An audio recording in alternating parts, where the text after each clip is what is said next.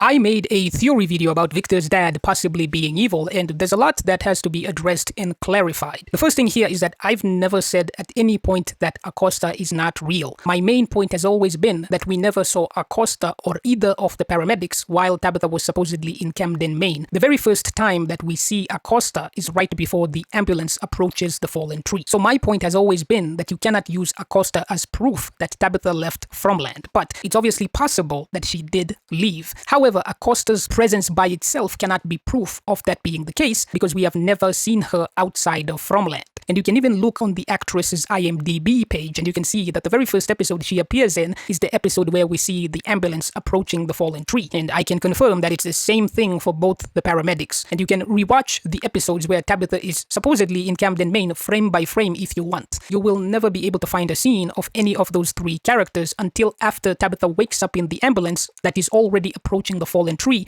after being knocked out in the car accident with Victor's dad. And if you do find a scene of Acosta in the same Camden, Maine that Tabitha was in, please leave a timestamp and the episode number of the exact moment that you saw her, because it would genuinely help me improve the accuracy of my videos. Now, the next thing you're going to bring up might be that Acosta said she had been looking for the woman with the lunchbox in the ambulance, who is obviously Tabitha, which is where I have to bring up a core component of my theory about Victor's dad, which is that there are multiple characters in this story who have been confirmed to be telepathic. And in the very last episode, the man in yellow was also seemingly confirmed to be telepathic. And when you look at somebody like Wolverine, a constant theme of his characterization is that he's meant to be a centuries-old superpowered being that suffers from amnesia. And as a result of that, he cannot remember most of his past. So he repeatedly asks one of the members of the X-Men, i.e. Charles Xavier, to go into his brain and move things back and forth to help Wolverine recover his memories and therefore remember his past. And Xavier is able to manipulate Wolverine's memories because he is a telepathic being. So when it comes to Acosta and the paramedics in this ambulance, my argument has always been that they are real people whose memories had been manipulated by at least one of the many telepathic beings in Fromville to make them believe that they had been looking for Tabitha that entire time. And I don't think assuming that the confirmed to be telepathic beings of Fromville are likely to have one of the most common abilities associated with telepathy in fiction, i.e. memory manipulation, is such an unbelievable thing, especially when you consider that we have seen them inserting dreams into people's brains. This directly brings me to my next point, which is that when Julie went to save Jim Matthews at the RV, there were two different versions of Julie existing in Fromville at the same exact chronological point in the story, and both of them have the ability to interact with physical objects just like a real person. And so far, the writers have not given us any indications whatsoever that there is any limitation of any kind as to how many story-walking versions of an individual being can exist at the same chronological point in the story.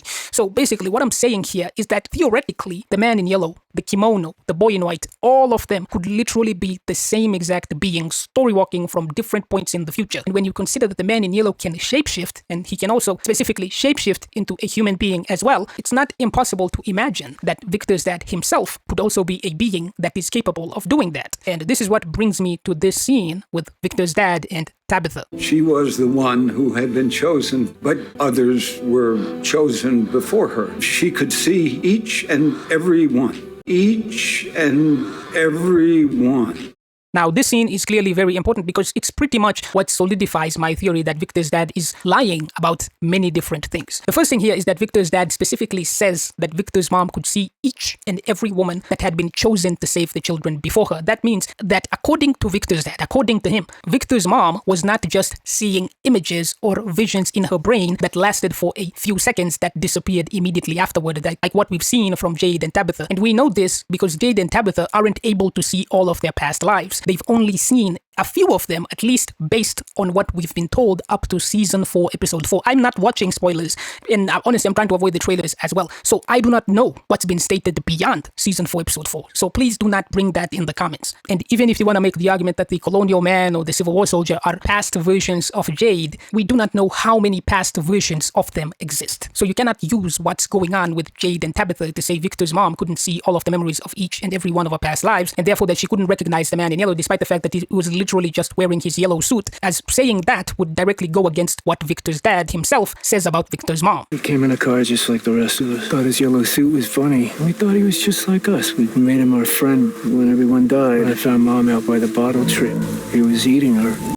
Now here, Victor tells us that the people of the town accepted the man in yellow and they treated him like they treat everyone else in the town. And based on how Victor described him, that means that he wasn't warned by his mother about the man in yellow or anything, despite the fact that the man in yellow was wearing the same yellow suit that he's wearing in the paintings that Victor's dad claims were made by Victor's mom. So it's perfectly fine to disagree with my interpretation of what it means, but you cannot deny that there is a discrepancy between Victor's dad's claims about Victor's mom and what Victor himself says about how they treated the man in yellow, despite the knowledge that was supposedly possessed by Victor's mom. Because Victor specifically said that he came into the town with that yellow suit, and Victor's mom clearly did not recognize him, because if she did, she obviously would have warned Victor and his sister at the bare minimum to stay away from him at all costs. But from how it's described, it sounds like Victor didn't even realize that he was a monster until Victor saw him eating his mother at the bottle tree. And I also want to say that it's possible that there's something in a trailer or a future episode that debunks everything that I'm saying in a particular video, including this one. But if I'm avoiding spoilers, which is something that I try to do a lot, then there's no way I would be able to know that. And ultimately, I'm just one person, and editing a video takes time. So just because I didn't talk about a particular point